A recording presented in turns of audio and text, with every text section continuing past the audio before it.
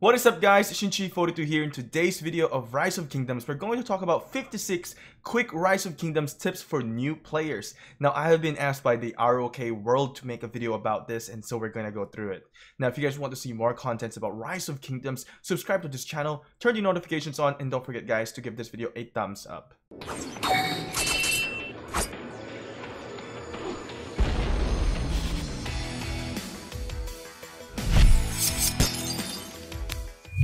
So guys, there is a lot of good tips in this content. If you guys want to check this website out, I will put this link on the description below, so make sure you check it out and then you can actually click it and get to this page. This is provided by ROK World. Now, what I'm going to do is in this video, I'm going to talk about 10 out of these 56 that I think is the most important for me.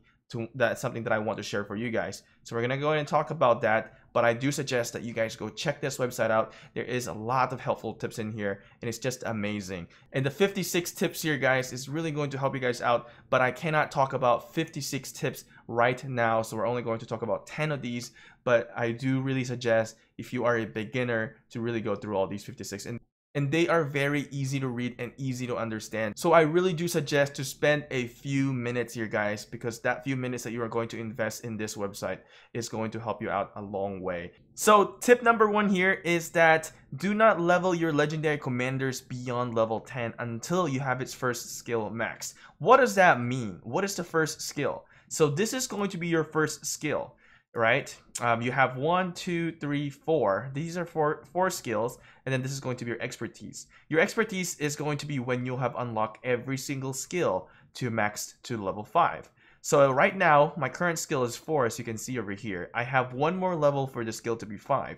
So once I have level 5 for this skill, then I will go ahead and upgrade my commander. So the way you do this, you're going to add some stars. So when you've added some stars, you're going to go ahead and progress to level 20. So each stars will allow you to add 10 levels. Now, the reason why you want to do this is because once you have unlocked like 3 stars or 4 stars, you will unlock all these skills. And then once you try to upgrade with your skills, once I try to upgrade here, it will just randomly put these skills, like you will randomly add the skills and you won't have any controls out of it. This way, by doing it one by one, each stars that you unlock from here is going to be more control for your end to where you want that skill to be added, because you don't want to just randomly add from a different spot.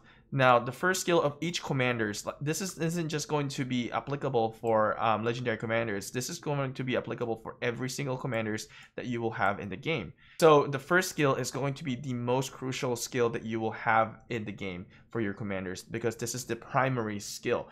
So this is going to either be a damage skill or a buff skill. So if you look at the Joan of Arc skill, it's going to be a buff skill, and if you look at Herman, would be a disable skill. So it is going to be very different in each commander. So there is going to be buffing, disabling, and even attacking, and even a mixture in all of those will also happen in each active skill or the primary skill that they have. So you will only have one active skill and the rest will be a passive skill. Now, since you're a beginner, you probably don't really know what the stars do. I've told you about each stars will grant you 10 levels. As you can see, this is a max commander with a level 60. One other thing that I want to mention is actually each star that you unlock will unlock one skill. So it will go up to 4 stars. So once you've unlocked the second star, it will let you unlock the second skill. Unlocking third star, unlocking third skill. Fourth star, unlock fourth skill. And then after that, it's over. What happens is you will gain talent points. So for your 5th star, you would gain some talent points, and as well as your 6th star, you will gain talent points. And you will have about total of 74 talent points once you have maxed your commanders.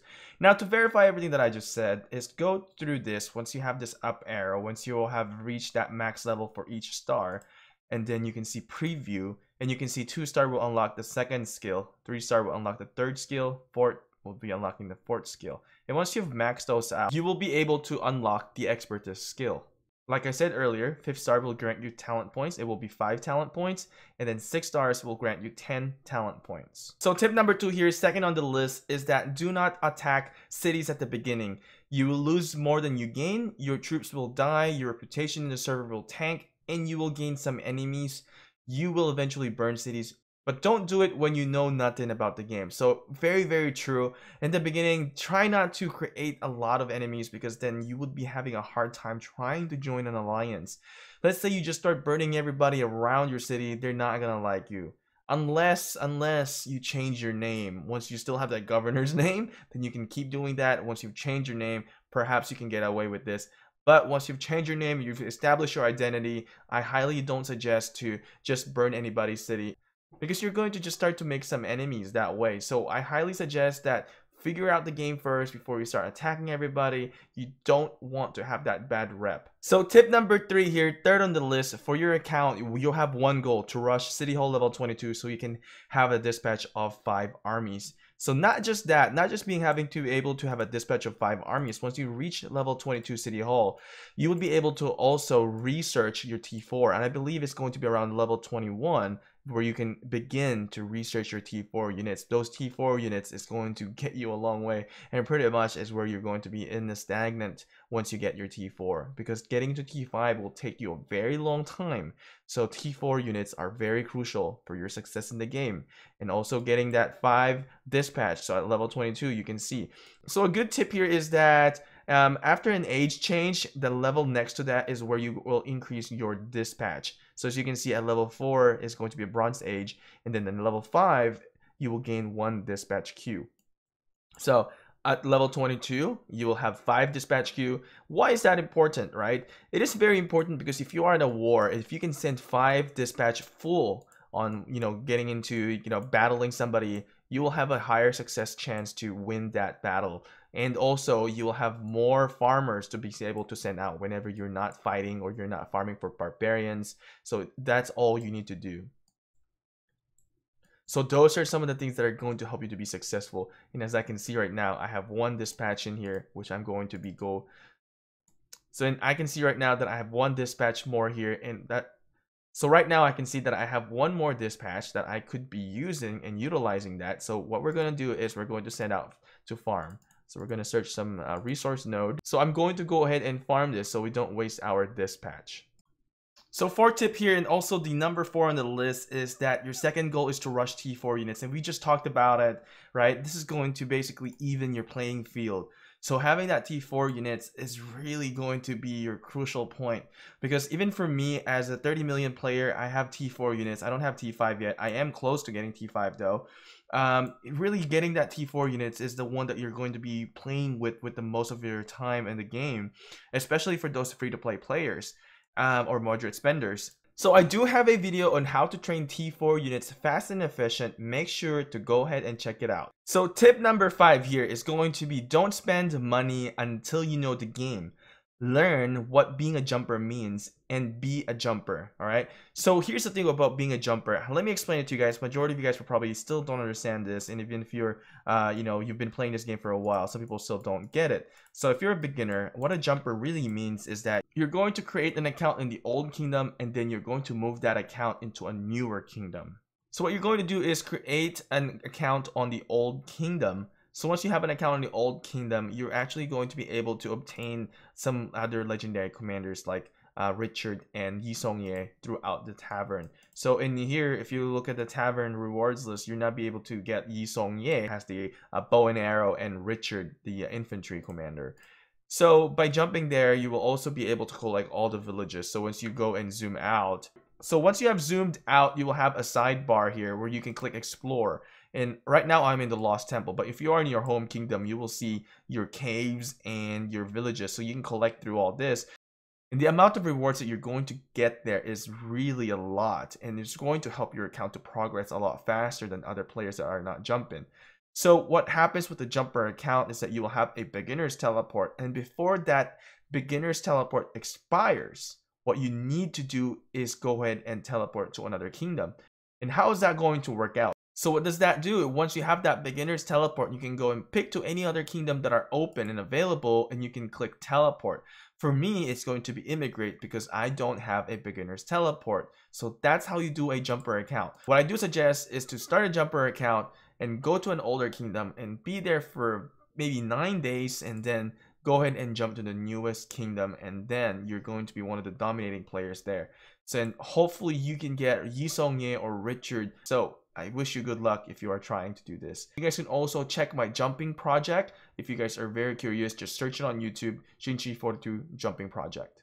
So tip number 6, which is going to be 9th on the list, find a good alliance and be loyal to your alliance and do your work. So that's very true. Find a good alliance, find an alliance that's going to fit with your characteristic, with your trait, and be loyal to that alliance, because there's a lot of players out there that are going to be hopping around different alliances because they want those golden chests.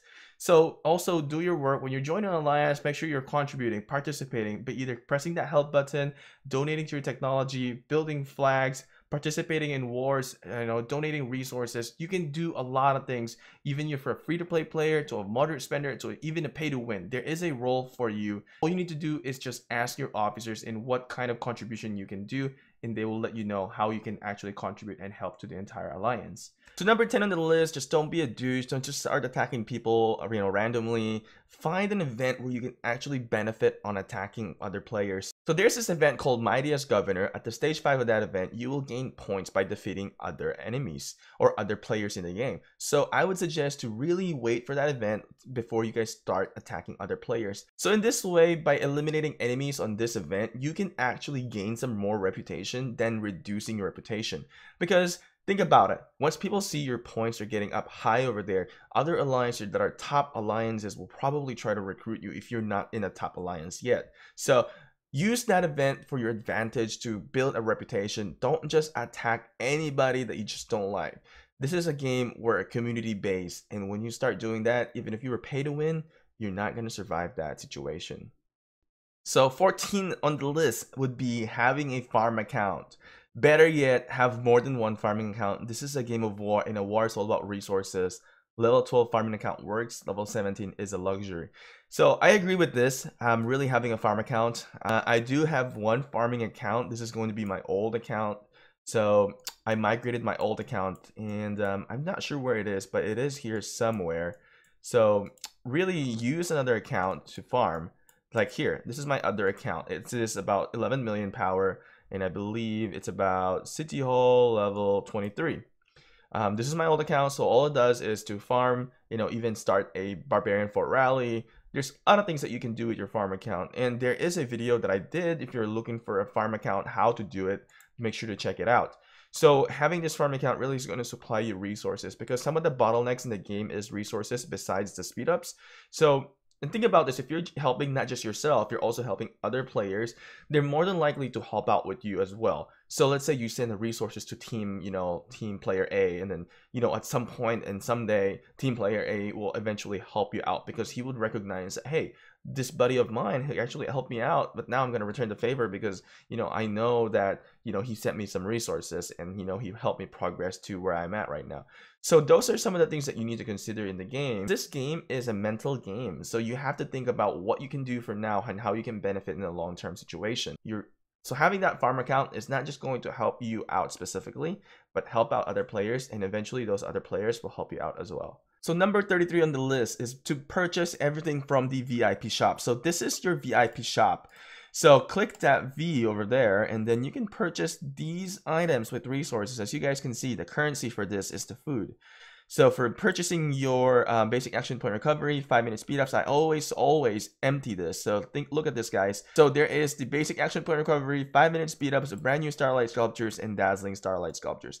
I always purchase this every time it resets. So make sure that you guys are purchasing this as well, because the value of this is great, because you are converting your resources into an in-game item. These resources you can farm by grinding it.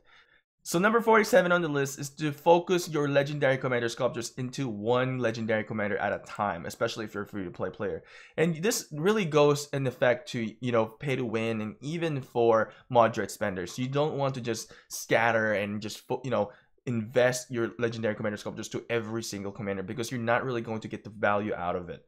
The best value for you is to focus on one legendary commander, even for epic commanders. If you have those epic sculptures commander, focus on one epic at a time. So the reason for that is that you're going to be able to unlock the expertise skill. The expertise skill is basically the ultimate skill that a commander would have. So this is going to enhance the primary skill, or even the secondary or third or fourth skill. So that is very crucial. So for an example, for Yi Song Ye, you can see that he has this rain of arrows, which is going to attack in the circular area. So before you upgrade this to an expertise, it is going to be a fan shape area. So having that circular area, I can inflict more damage into the surroundings. So I can only get that through the expertise skill.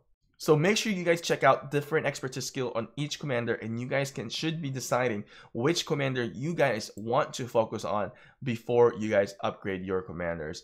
Find the best suitable commanders for you. Find something that you guys would enjoy. Back then, I was really wanting to get Richard, but Yi Song-ye is a hell of a fun commander to play with and really good at defense. So focus on what you guys want. So if you guys are looking for more tank commander, Richard would be the one. And if you're looking for more of a mobility, Cao Cao would be your best bet in the legendary commander. So I do suggest that you guys read each and every one of those tips that are posted on that website.